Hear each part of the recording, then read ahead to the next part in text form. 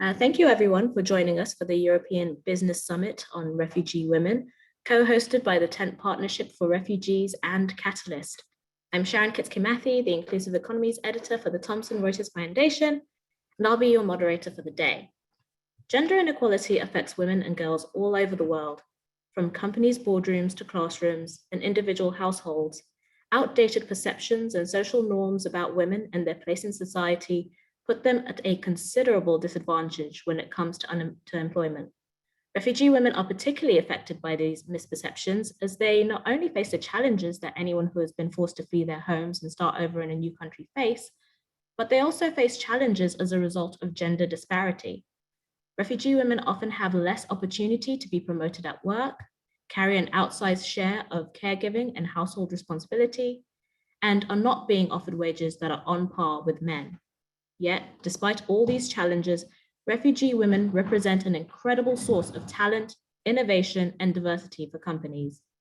During today's program, we'll take a closer look at some of the challenges faced by refugee women, and we'll spotlight some of the fantastic ways that businesses are stepping up to help refugee women in Europe integrate into their new communities, including by providing them with professional mentorship opportunities. Now, earlier today, a new report, Employment and Integration in Europe, How Businesses Can Hire Refugee Women and Gain a Talented Workforce, written by Economist Impact and sponsored by the Tent Partnership for Refugees, was published. The report takes a close look at the landscape of refugee women in the workforce in Europe, identifying some of the key barriers to employment that they may face, as well as recommendations for businesses on how to tap into this often overlooked talent pool by improving recruitment and workforce development programs. To set the stage and provide some context for the rest of the program today, I'd like to invite Jonathan Birdwell, who leads the Economist Impact's Policy and Insights team in Europe, Middle East, and Africa, to share some more about the report's findings. Jonathan, over to you. Wonderful. Thank you very much, Sharon. I'm just going to share my screen. And hopefully you can see my slides. Title slide. Okay, if I don't hear a no, then I'm assuming yes. So thank you so much, Sharon, and thank you very much to Tent Partnership for Refugees and to Catalyst for the invitation. Welcome to everyone. It is really a pleasure to be here with you today. So firstly, just a brief introduction into Economist Impact. So we are the in-house think tank at the Economist Group, which publishes our sister organization, the Economist newspaper. And at Economist Impact, we work with corporations, foundations, NGOs, and governments to drive progress on big themes like sustainability, health, and the changing face of globalization, which includes migration and integration. And the research which I'm presenting today, as Sharon said, was kindly supported by the Tent Partnership for Refugees, and which we are launching today, and it is available on the Tent Foundation's website. Focuses on providing some tangible takeaways to companies to help unlock the benefits of recruiting refugee women. So our research really sought to answer three questions. What are some of the barriers facing refugee women when joining the European workforce? What is the business case, i.e. the benefits for businesses for hiring refugee women? And what are some successful strategies implemented by businesses to expand the inclusion of refugee women in the workforce? So to answer these questions, we undertook an extensive desk-based review. We did data scans on relevant labor market and socioeconomic indicators, and we undertook a dozen interviews with NGOs working with refugees, as well as a number of companies that have been really leading the way in terms of training and recruiting refugee women, companies like IKEA, Adidas, and Barilla. And our research focused in on 5 key major refugee hosting countries in Europe. So UK, France, Germany, Sweden, and Switzerland. So to provide a bit of context, of course, in 2015, Europe received more than 1 million refugees at the peak of the Syrian civil war. As of 2020, we're just under 3 million refugees that are settled across the continent. And although COVID-induced travel and border restrictions have decreased refugee arrivals to the continent, worsening conflicts, economic collapse, and climate change, unfortunately, will only continue to drive an exodus of refugees. We saw this very recently, of course, with the withdrawal of US military from Afghanistan, the Taliban takeover there, putting millions of people at risk of persecution. And of course, many Afghans seeking refuge in Europe over the coming months. Now, refugee women in particular make up a significant proportion of this population, and they've experienced a trend of lower employment rates in European host countries. So even before the migration crisis in 2015, refugee women had an employment rate of 45% compared to 62% for refugee women. And as you can see on the chart on the slide, in Sweden, although Sweden does a little bit better, Sweden, Germany, and the United Kingdom, refugee women continue to experience the lowest employment rates among refugee men and compared to native-born populations. Now, fair, stable, and meaningful employment, of course, can provide financial independence to refugee women, an additional source of income to their families, and can support their integration into new communities. At the same time, it provides an opportunity for businesses to address labor shortages that they are currently facing. And Europe is facing challenges here. There's an aging population across the continent, which is expected to contribute to a shrinking workforce, create significant worker shortages. It's estimated that a quarter of Europeans will be over the age of 65 by 2050, and that the working age population in Europe will decrease by 13.5 million workers, or 4%, by 2030. And even before the pandemic, 1/3 of European manufacturing companies reported labor shortage as a key factor limiting production. Now, of course, the pandemic has exacerbated this trend of labor shortage, most notably in the manufacturing, construction, as well as customer-facing service sector jobs, where many workers are reluctant to go back to their former jobs. So for businesses, this increased the costs of daily operations because of higher employee turnover rates, labor costs rise, and open positions take longer to fill. So given these trends, Europe really needs to focus, to redouble its efforts to ensure that refugee women can integrate into the job force to alleviate some of these current labor shortages, but also those that are projected for the future. However, refugee women do face a double disadvantage when it comes to finding work and advancing their careers. In our research, we found, of course, as refugees, they face obstacles when being forced to flee their home countries in duress and start over entirely in a new country, including all the language barriers, the limited access to crucial resources like transport, professional and social networks. But they also face additional burden and challenges around gender inequality in the workplace. They have to carry an outsized share of caregiving and household responsibilities, and they experience much lower wages compared to men and native-born populations. So you can see on the chart here on the left, the percentage of refugee women who completed upper secondary education or above is significantly lower than other migrant women or native-born EU women. This, of course, is a challenge for their integration into the workforce. And as you can see on the chart on the right, comparing the hourly wages of the native-born population and refugees in Germany, the International Rescue Committee estimates show that for every dollar earned by native-born men in 2019, refugee women earned just 49 cents. Now, it would be a mistake to think that refugee women's lower employment rate represents some lack of desire or ambition to be in the workforce. That's not the case. There are multiple data points that we provide in the report that show that there is a desire. For example, there was a survey in Germany a few years ago where 85% of refugee women expressed a desire to join the workforce there. So really this disproportionately lower employment rate reflects the unique set of challenges, this sort of double disadvantage that refugee women encounter on the road to employment. On the other hand, they represent an important source of talent and innovation and diversity for companies. And we outlined a business case in our report for businesses to look to refugee women. Firstly, it can help companies tackle current and future labor market shortages, as I outlined previously. Also, the upfront costs of hiring, training, and onboarding refugees are short-term and often recouped within a year or two, and in sometimes as little as 6 months. And We also saw that there is positive brand perception. Consumer perception surveys in Europe show that women and younger consumers in particular are more likely to respond favorably and buy products from companies that are seen to be taking extra efforts to hire refugees.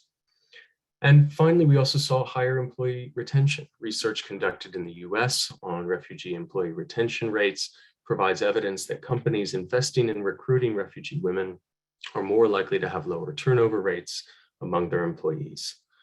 And these benefits do not just stop with businesses. There's a wider benefit that can accrue to the economy through employing refugee women. So for example, again, the International Rescue Committee estimates show that closing the earnings and employment gaps for refugees in Germany, for example, could boost the GDP in Germany by $14 billion. So how can businesses unlock these benefits? Now, in our report, we offer 17 recommendations, which we really hope provides a comprehensive toolkit across the whole recruitment sort of stages of recruitment and training and support once someone is in position, drawn from a whole series of best practice examples. Some great companies and examples like Barilla, Adidas, Volkswagen, IKEA, and Staples, really doing excellent work here. And looking at their experiences, we fashioned these takeaways, these recommendations, and I'll just highlight sort of 5 top-line recommendations to hopefully frame the discussion. So firstly, is simply just setting long-term and short-term goals with respect to hiring refugee women. I think this allows businesses to align internal resources, expectations, and processes to help meet these targets.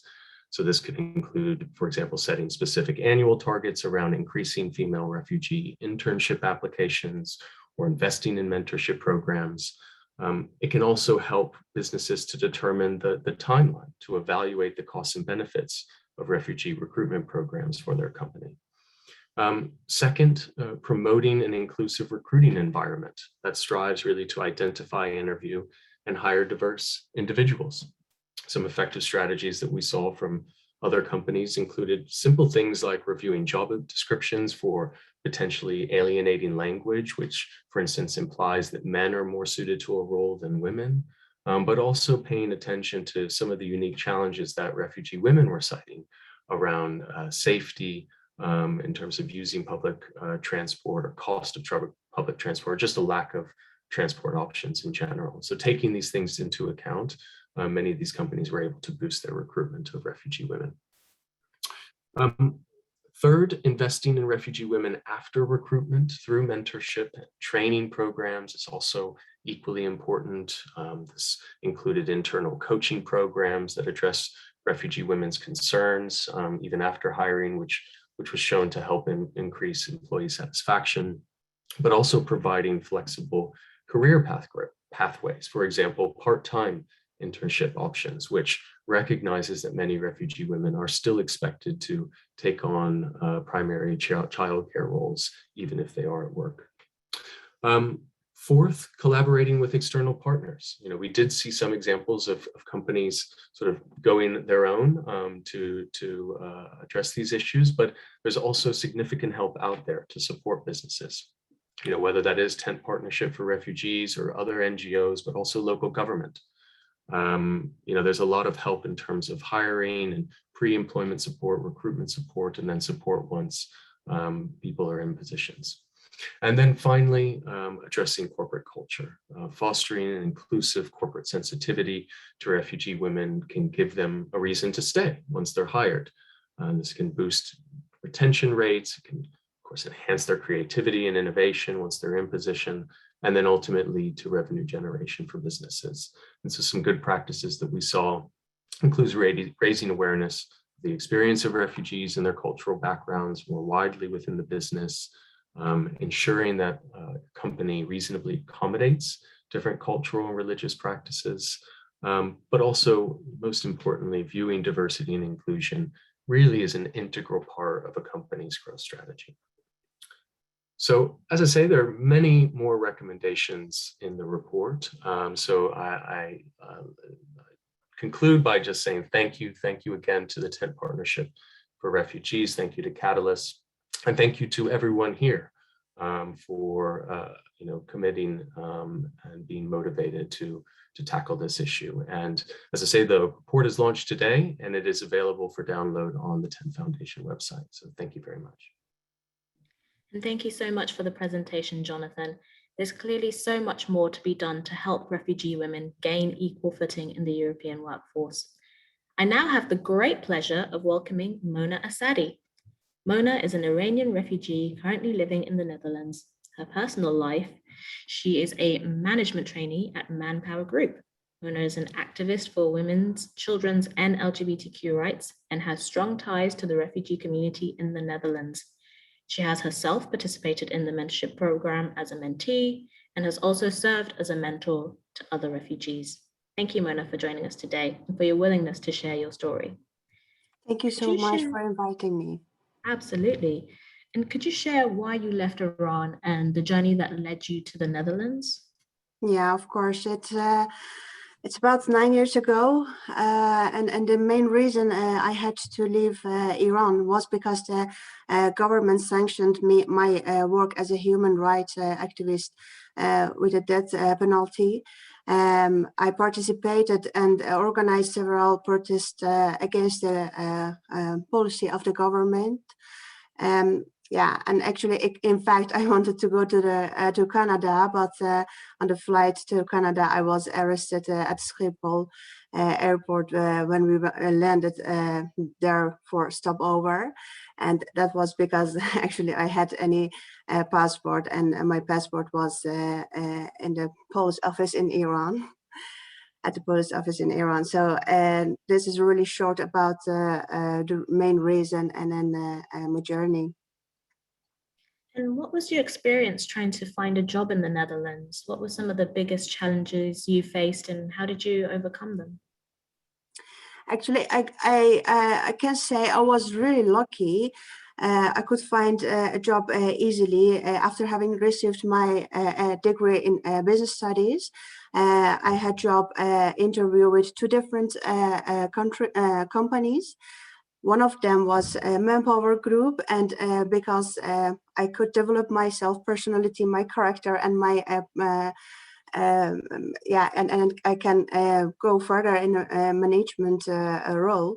So I choose for a management traineeship at Manpower Group. But I see daily what's the challenges for the other refugees to find a job and then go further in their life and integrate in the society. And you participated in a mentoring program yourself when you first were trying to establish a career in the Netherlands. What did it bring you?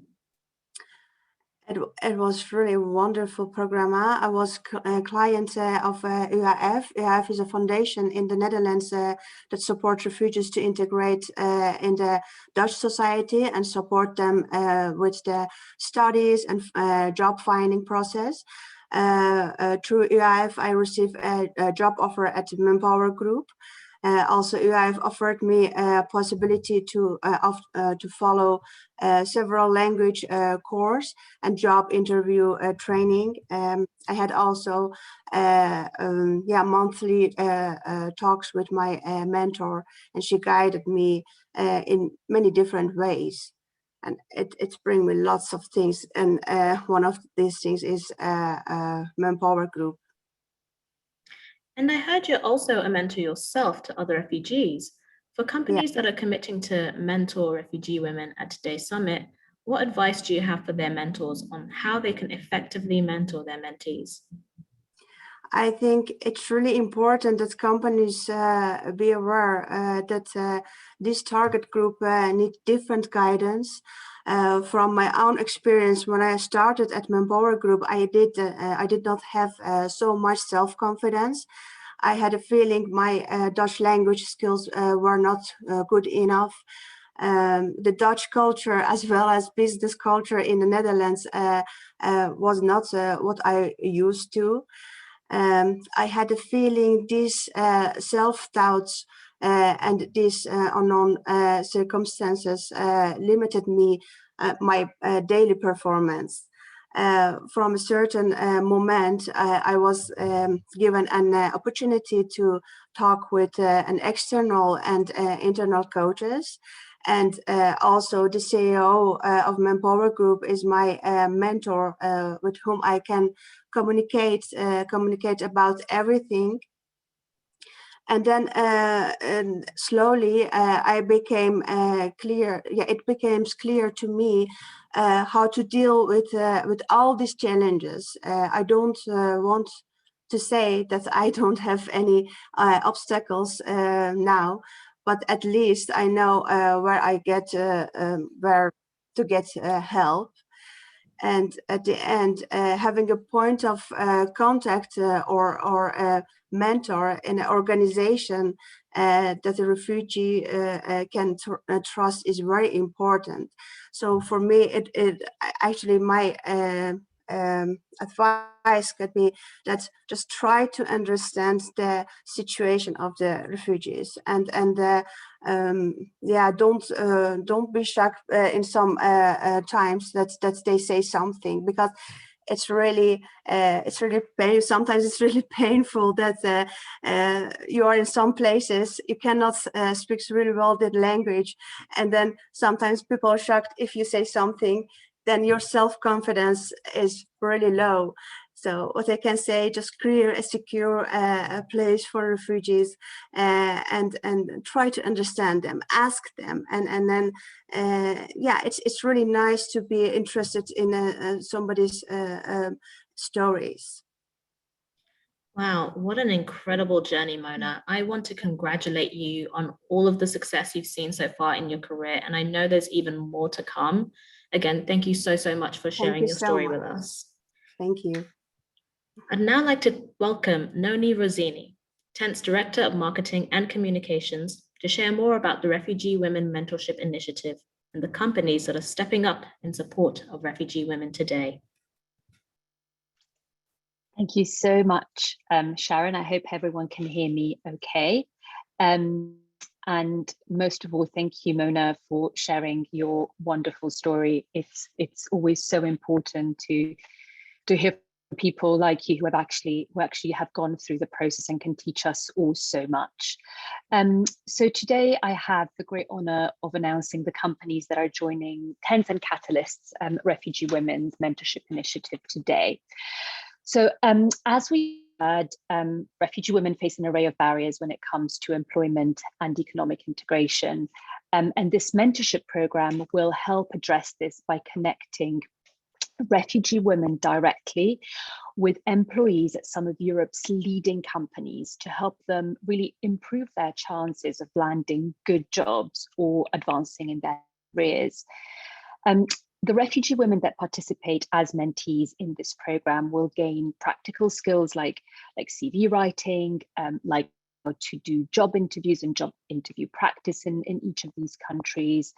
And the mentors will also be opening up their professional networks to these refugee women, helping them connect to people that really land them get job, and really helping them integrate in these new communities. So I'm really thrilled to be here today to recognize the 25 companies that are stepping up to support refugee women. Each company will mentor at least 50 refugee women over the next 3 years. And the mentorship program will run in 10 countries across Europe, including Belgium, Denmark, France, Germany, Italy, the Netherlands, Spain, Sweden, Switzerland, and the UK. As a result of these efforts, 1,250 refugee women across Europe will have access to meaningful mentorship opportunities that will help them get jobs in these countries. So without further ado, I'm thrilled to introduce you to the companies making the commitments today. So Accenture will provide mentorship to refugee women in the Netherlands, Belgium, and France, and they will do so through its corporate citizenship and I&D program. The Adecco Group will provide mentorship to refugee women in France, Italy, and the UK. The Adecco Group will do this as part of its global initiative, Make the Future Work for Everyone. Adidas will provide mentorship to refugee women in Germany, the Netherlands, and the UK. And they will do this through various internal networks, including its Women Employee Resource Group. American Express will provide mentorship to refugee women in the UK. And they will do this through its internal women's interest groups, Win London, Win Sussex, Win Exec, and Women in Technology. Barilla will provide mentorship to refugee women in France, Germany, Italy, and Sweden, and they will do this through its Diversity and Inclusion Board. Bloomberg will provide mentorship to refugee women in the UK and Germany. Bloomberg will do so through its women communities. BNP Paribas will provide mentorship to refugee women in France and other European countries, and BNP Paribas will do this through its foundation Mix City and its employee resource group BDDFL. bpost will provide mentorship to refugee women in Belgium, and they will do this through its task force Refugee Women at Work, bpost and its Learning Boost. Coca-Cola, together with Coca-Cola Europe Pacific Partners, Costa Coffee, and Innocent, will mentor refugee women in France, the Netherlands, and the UK, and they will do this through their Women's Inclusion Network across Europe. Dow Jones will mentor women in France, Spain, and the UK.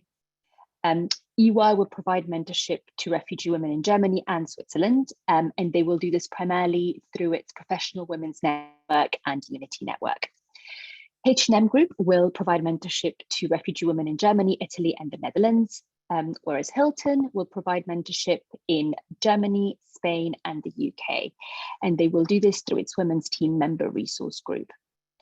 Intercos Group will provide mentorship to refugee women in Italy and Switzerland, and ISS mentor refugee women in France, the Netherlands, and Spain, and they will do this through its Cultures, Race, and Ethnicity Employee Resource Group. ITT Motion Technologies will mentor refugee women in Italy and the Netherlands. Levi Strauss & Co. will provide mentorship to refugee women in Belgium, France, Italy, and Spain. Manpower Group, who we just heard from Mona, will provide mentorship to refugee women in various cities in the Netherlands and other European countries. L'Oréal will mentor refugee women in France, Germany, Belgium, and the Netherlands. PepsiCo will mentor refugee women in Belgium, Denmark, and the Netherlands, and they will do this through its DE&I team in Northwest Europe business unit. Pfizer will provide mentorship to refugee women in France, Germany, and Italy. Randstad will provide mentorship to refugee women in Germany, Italy, and the Netherlands. Sodexo will provide mentorship to refugee women in France, Germany, and the Netherlands, and they will do so through its Sew Together network and its digital volunteering program. Suez will provide mentorship to refugee women in France, and they will do this through its recently launched Employee Solidarity program. And finally, Swarovski will provide mentorship in Switzerland, and they will do this through its Women Employee Resource Group, Empower Together. On behalf of myself and everyone at Tent and Catalyst, a huge, huge thank you to all of these companies for stepping up for refugee women through this mentorship initiative. I'd also like to take a moment to recognize the 25 organizations operating in 10 countries across Europe that will partner with Tent and Catalyst to make this mentorship program possible. This really wouldn't be possible without them. So thank you so much for your cooperation and support. Thanks to the organizations listed on the screen, we'll be able to provide companies that mentor refugee women with tailored support and local expertise to make this program a success. And we really couldn't do this without you. So thank you so much once again for the 25 companies stepping up today, for their leadership and for stepping up for refugee women. And thank you so much, and back to you, Sharon. Thank you, Noni, and thank you again to all the companies joining the Refugee Women Mentorship Initiative. I'm really excited to see so many incredible brands stepping up to make a powerful difference in the lives of refugee women.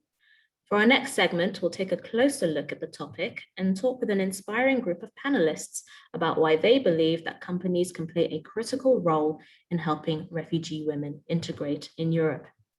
Joining me will be Hamdi Ulukaya, founder and CEO of Chobani and founder of the Tent Partnership for Refugees, Ylva Johansson, European Commissioner for Home Affairs, Sylvia Metayer, Chief Growth Officer for Sodexo, and Nicole Van Det, Country Managing Director for Accenture, the Netherlands. I'm so excited to be speaking with you all today. So let's dive right in.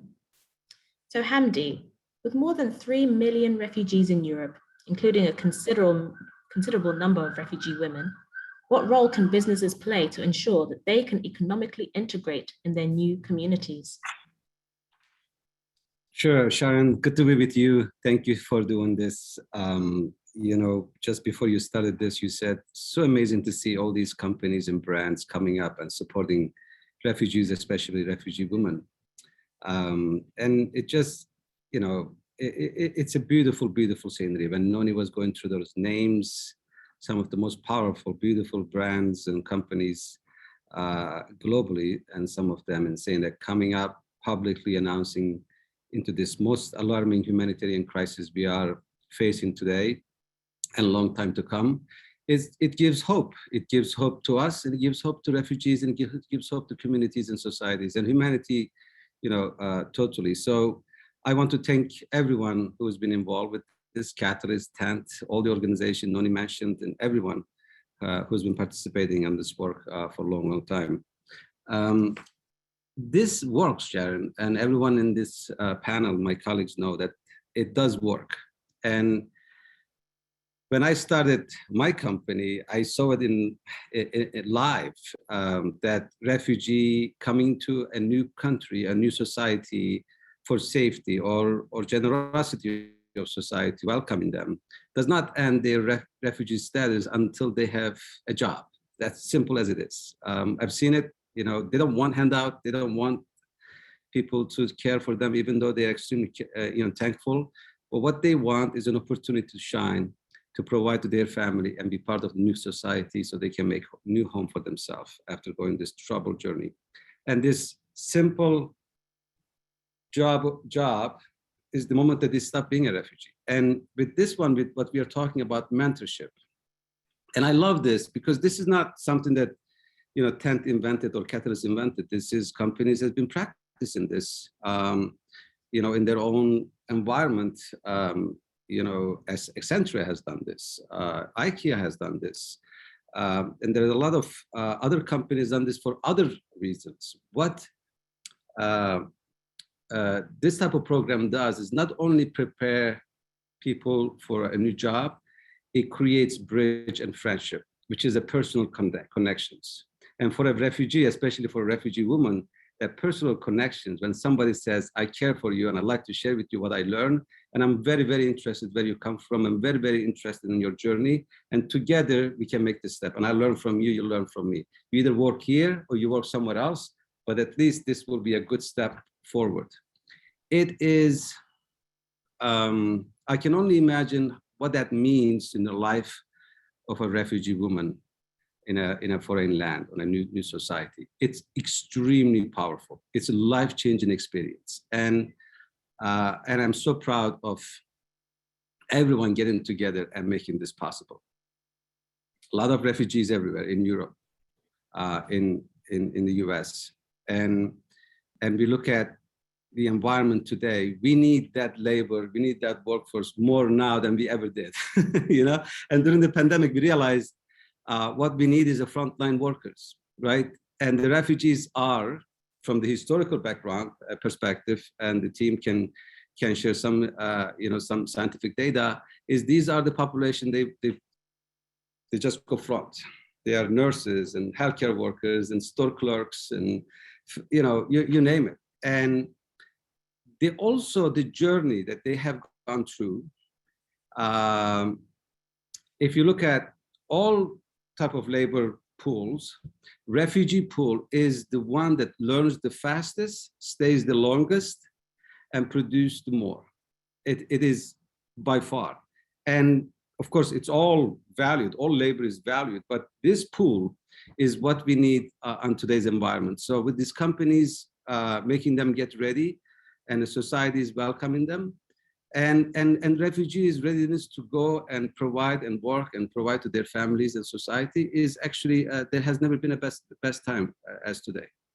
Oh, absolutely. And Ylva, while the integration of refugee women has been a high priority for the EU, Refugee women on the continent have an average employment rate of 45%, far below that of refugee men or women born in Europe.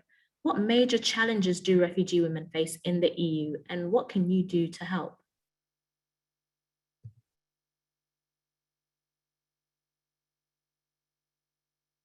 For Ylva, are you with us? Yes, okay, sorry.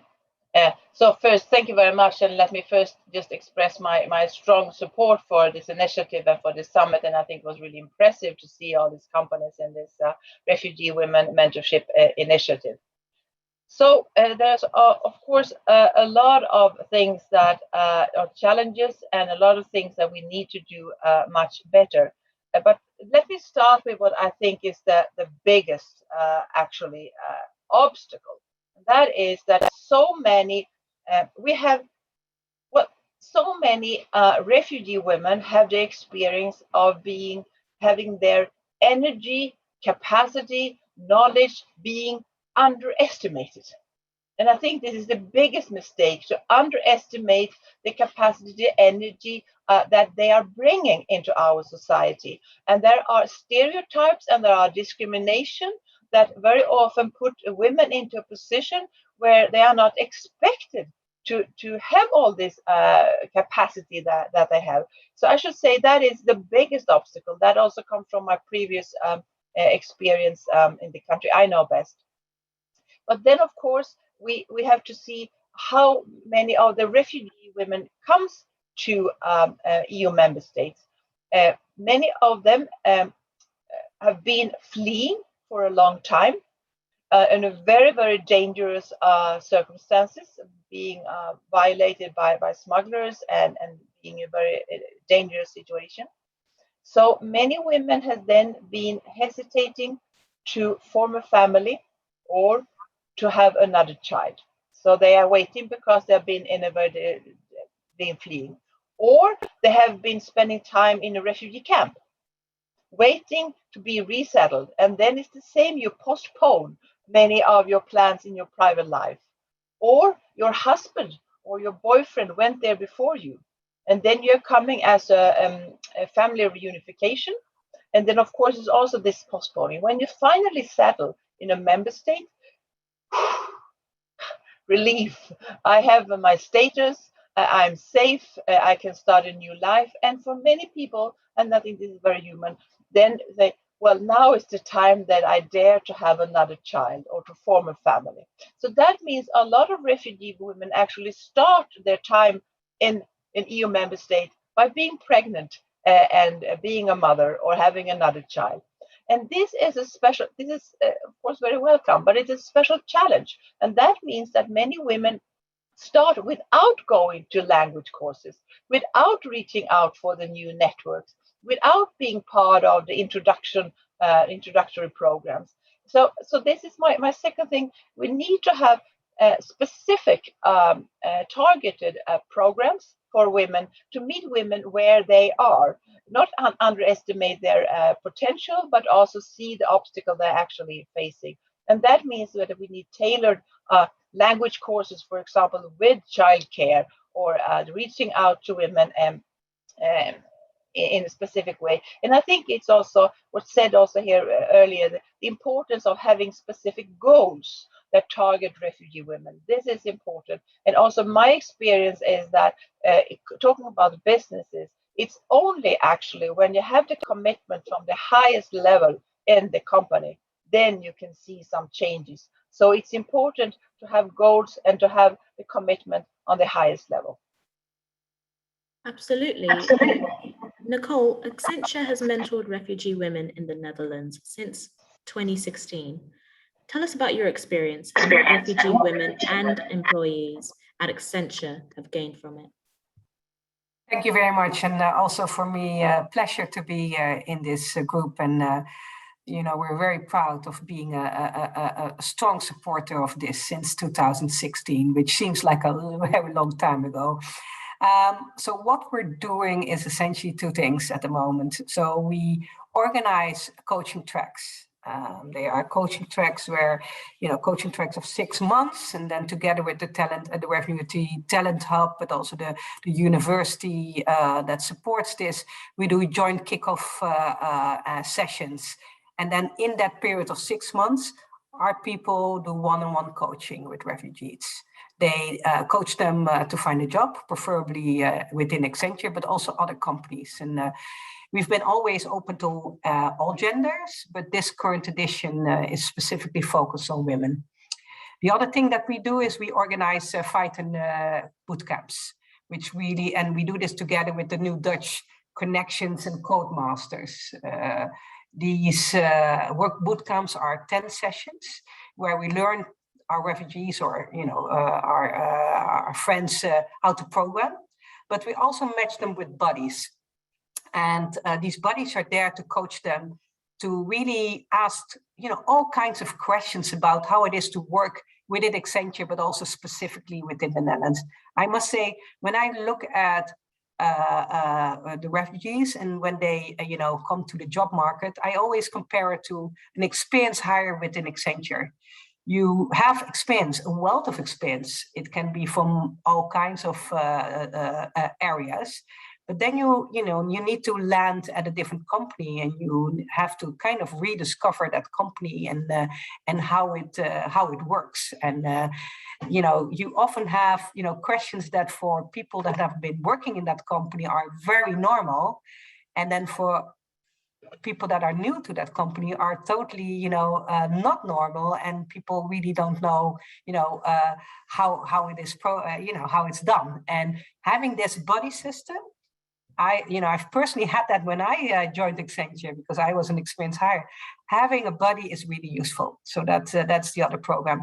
Now, it's very obvious why we do this. As Accenture, we are all for equal opportunity for everyone. And I think also, it's been stating in the session also why this diverse group is very beneficial to not only the business, but also society. So I won't elaborate on that, but we have really good reasons why we want to do it. We also believe that we bring great benefits to the refugee women through 3 or 4 important reasons.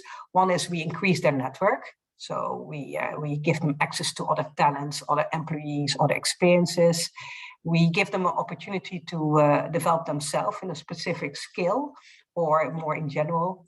We hope that we increased the chances of getting hired. And most importantly, I think we also help them have a better landing when they start working. I think that's where really a lot of effort should go to, because the landing in a company is super important to make sure this is sustainable.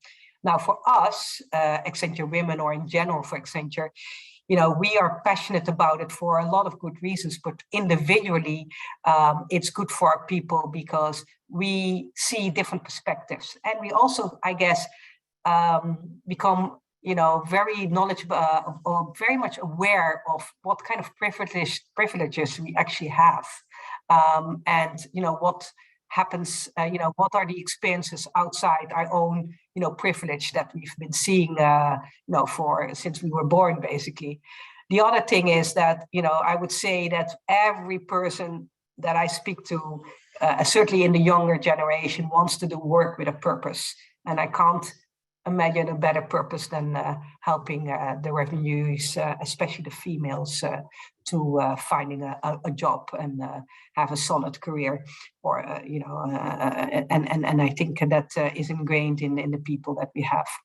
So these coaching tracks, they are extremely popular. They fill up very quickly, and it's been a real success so far, and also a lot of fun, of course. So really happy that that we could contribute to that. Well, that's good to hear. And Sylvia, like Accenture, Sodexo has already hired thousands of refugees around the world. Can you tell us about how this mentorship initiative, specifically targeting refugee women, complements your work to support this population? So thank you. Sodexo, we're 500,000 employees around the world. 90% of these employees are frontline, and the vast majority of our frontline employees are women. So you can do the business case quite fast about why it's of importance to us to be able to have a pipeline of talent with refugees. But I think what we also see is that it's an incredible way to have impact in our mission. We've had one mission for 60 years. It hasn't changed. That's to improve the quality of life of our employees and those we serve, and to contribute to economic, social, and environmental development of communities. And I'm reading it off from memory because it's so ingrained in us. And fundamentally, when we talk about impact, we believe that when we create a better day for everyone, we build a better life for all. So you can see that this initiative absolutely fits in with the mission, because every time we help the insertion of one refugee, we're impacting the scores of lives in the communities, and we're working to the social progress of communities. Now, we know that the number one basic of insertion is employment, and that's why we've hired 3,100 refugees all over the world globally since 2019, and we aim to hire this year 1,600 new refugees. So it doesn't seem like a lot compared to the whole population that we have, but we hope to ramp up very fast. Now, why women and why mentoring? We know that women are powerful levers for inclusion into communities. You know, there's this African proverb that says, quoting loosely, if you educate a woman, you educate a nation. And we think that when we empower a woman, we empower nations.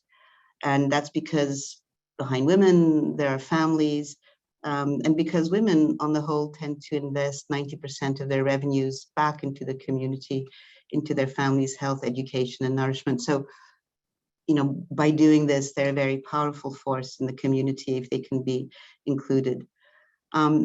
We have made empowerment of women in communities a number one commitment of our gender work. And as we've done this over the years, you know, mentoring is incredibly simple, fast, and empowering because it's a two-way street, right? So there's this notion of increasing employability for the mentee, but there's also, and a couple of people mentioned it on the round table, it's really an eye-opener for people who are mentors about the fact that human beings are the same all over the world, that their problems are the same, and that there isn't an us and a them. And so mentoring is just, it's almost magical in the way that it can do that. And honestly, we're not doing, you know, very complicated things where we're talking about CV writing, interviewing, networking, just even understanding how childcare works in 2 different countries. But anything that can improve the chance of landing a decent job, being better in the job that they have, or advancing their careers into new communities. So for us, this initiative is just really at the heart of everything that we've believed in for a very long time. And it's also an incredible way to have impact. And Hamdi, with labour shortages across Europe and North America, do you think there's a specific opportunity at this moment to engage companies on the issue of refugees and specifically to help refugees become more job ready? Sharon, this is really, as we said earlier, it's a very unique time we are passing through. Some of it is maybe temporary, some of it is a long-term challenges that we're facing. And, you know, if you look at Europe, labor shortage through the pandemic and aging population, it's real.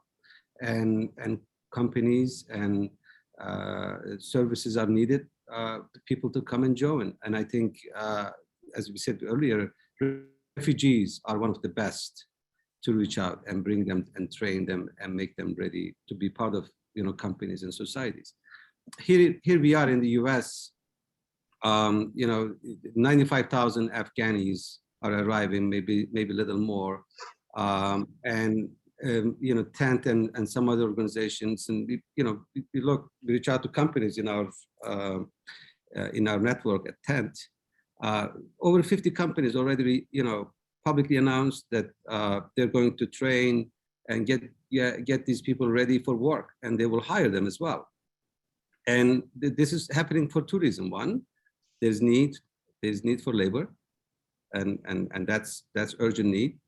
And we know that you know, like Nicole and Sylvia said, that if we meaningfully get involved and if we really get them trained, and this will be very fast for them to be part of this labor workforce.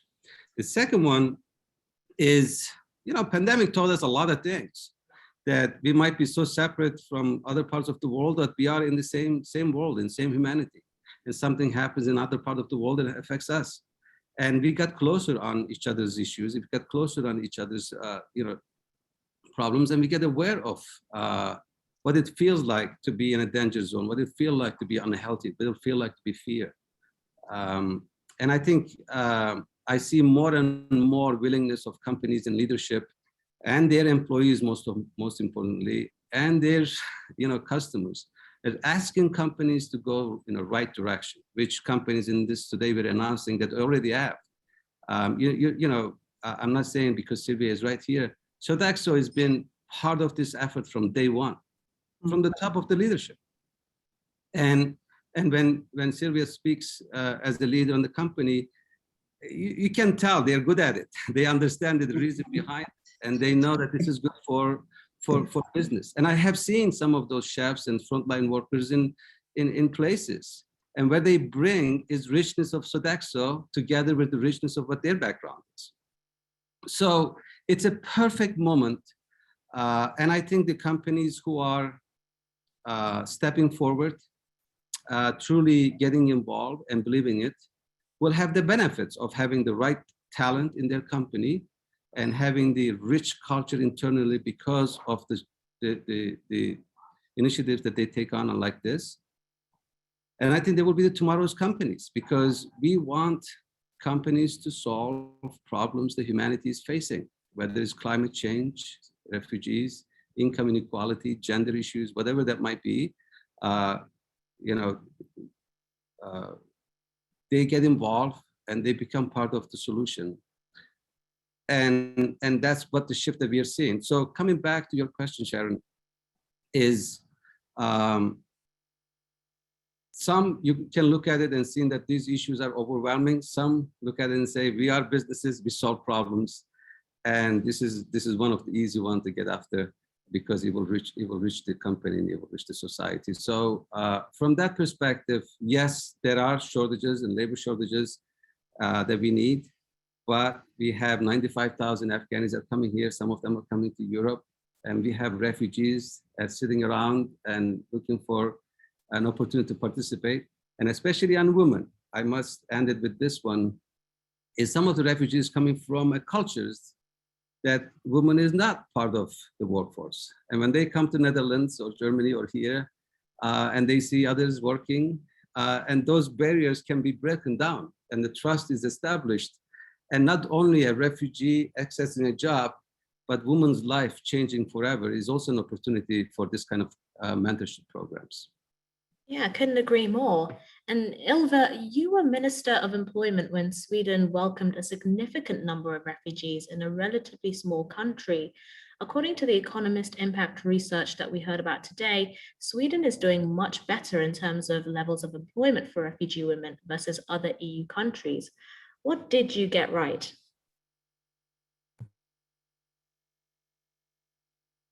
Not everything, obviously. So there are also shortcomings, of course. But to mention a few things.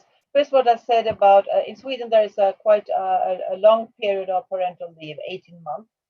And that is, of course, a great achievement for the welfare state, but it could also be a trap.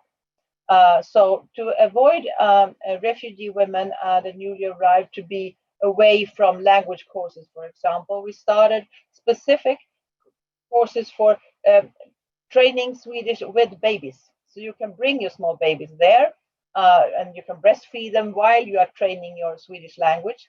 And then when the children get a little bit older, they start in preschool, and then you can have preschool classes close to during the language classes. So I think that was some tailor-made things that we did.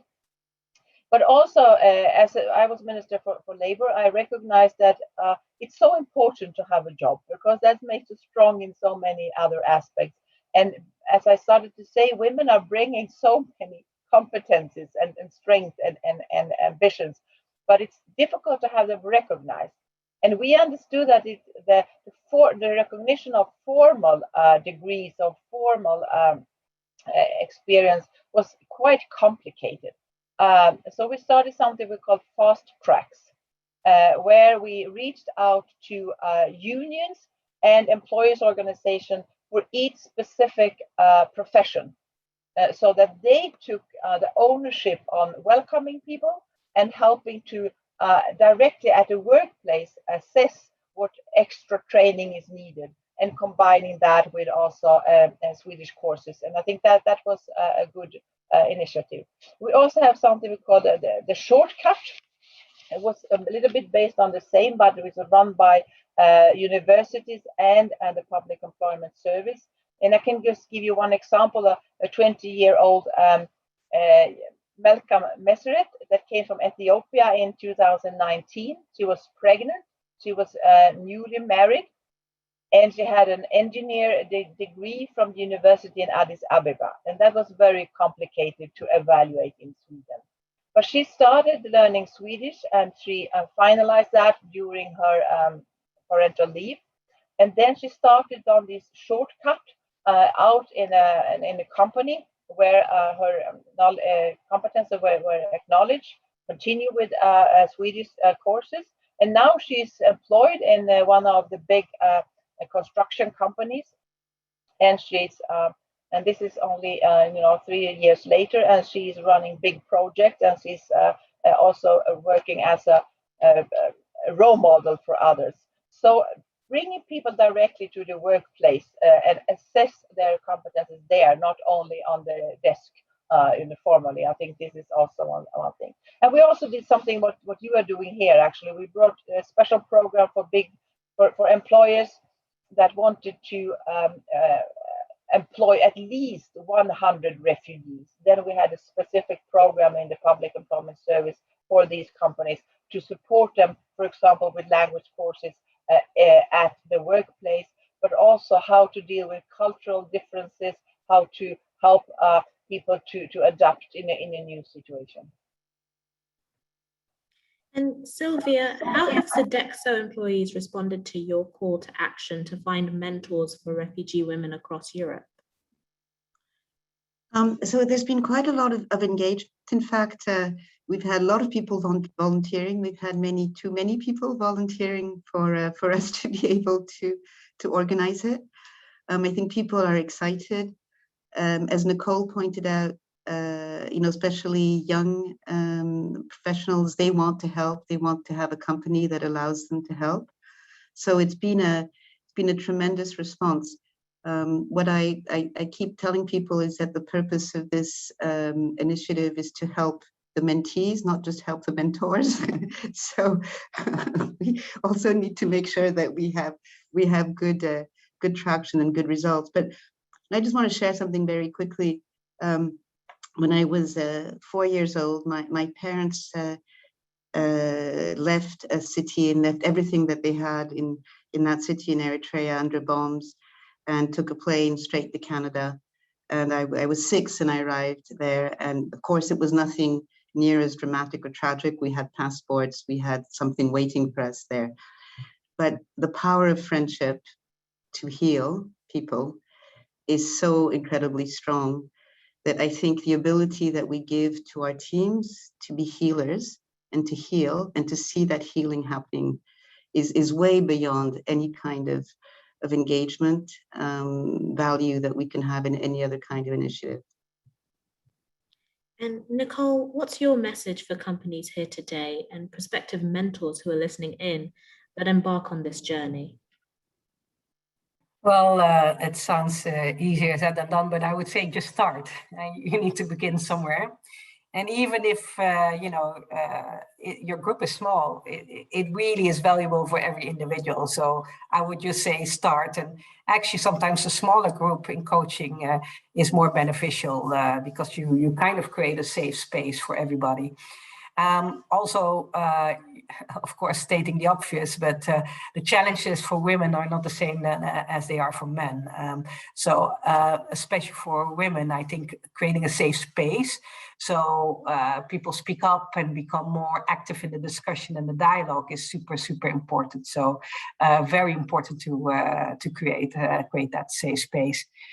Third point is really that we need to remind ourselves continuously, we're not doing this for charity. Yeah? We're doing this because this is reciprocal. It's beneficial for both sides.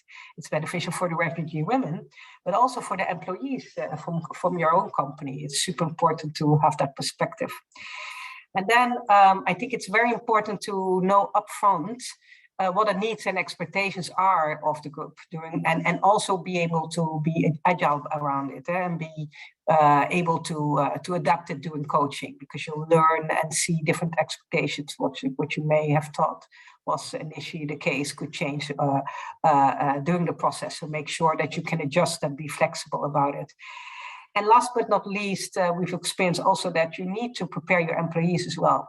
You can't expect your employees to all of a sudden be, experts in, understanding cultural differences, having, the right communication style to approach people or how not.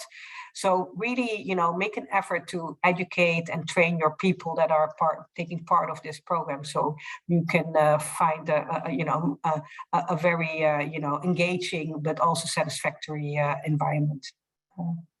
Yeah, absolutely. And honestly, thank you so much to you all for a really fantastic panel.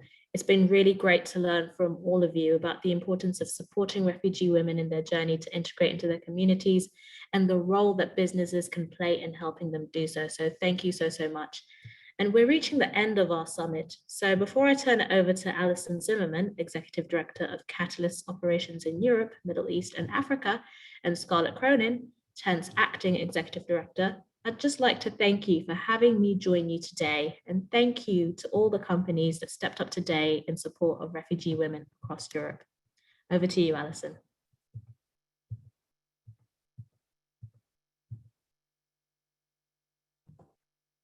I was on mute. Thank you, Sharon, and thank you, everybody. It was a wonderful panel and discussion, but also the contributions from Jonathan, the inspirational sharing from Mona, and just hearing the authentic conversation that was coming out of a really critical and important topic. It really warms my heart to see so many companies joining this initiative, and to echo Hamdi's words, it gives hope. We are honored to partner with TENT on this initiative, and on behalf of Catalyst, we want to say congratulations to TENT for all the work you've done, but also highlight the NGOs who've been working behind the scenes as well. And to all of you who are joining today, as well as your organizations who have collectively pledged to mentor refugee women. As has been noted, this mentoring program is an important step to raise visibility on the plight of refugee women, but also the impact mentoring can have on the lives of these women, as well as their communities and societies as a whole. When we impact one person, we have the potential to impact many. And so we know from our research on gender equity that women face barriers in the workplace, and we know that refugee women face even greater barriers, as we've heard today from the Economist Impact. Often there's talk of a glass ceiling, but it's usually a glass door. And so mentoring can be one step to give these women the support and the edge they need to get through the door. So we're delighted that so many of you multinational organizations have warmly embraced this initiative and are taking meaningful actions so that refugee women are not left behind in a very critical time. So on that note, I want to say thank you. I'm going to pass it to Scarlett to say a few words. Thanks. Thank you, Alison, and hi, everyone.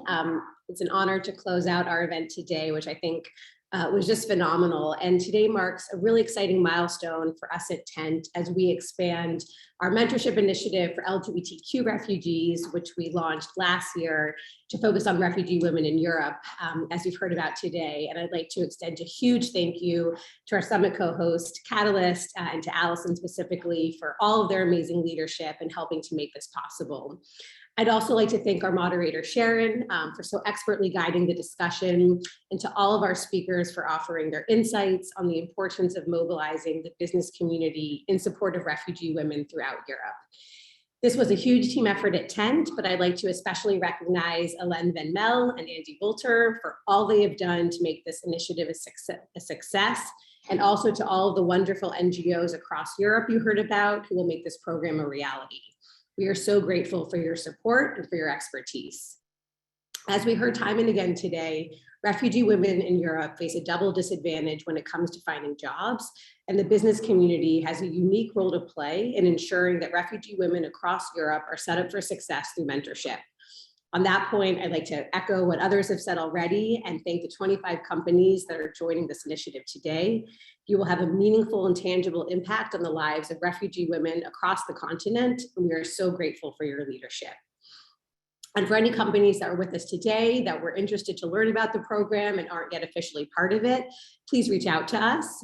We'd love to get you involved. There's so many resources and organizations that are here to support you if you'd like to set up a similar program through TENT. And last, while mentorship is a huge step to helping refugee women integrate, we also encourage businesses to think about hiring refugee women, as Hamdi said, and others, as a way to fill their labor needs with great talent. We hope the research we launched today in partnership with the Economist Impact will be a helpful resource, both in terms of outlining some of those key challenges you heard about, but then really getting into the practical guidance and recommendations so companies can learn from their peers about what's worked best when hiring refugee women for a variety of roles. And with that, I'd like to thank you all once more and wish you a wonderful rest of your day.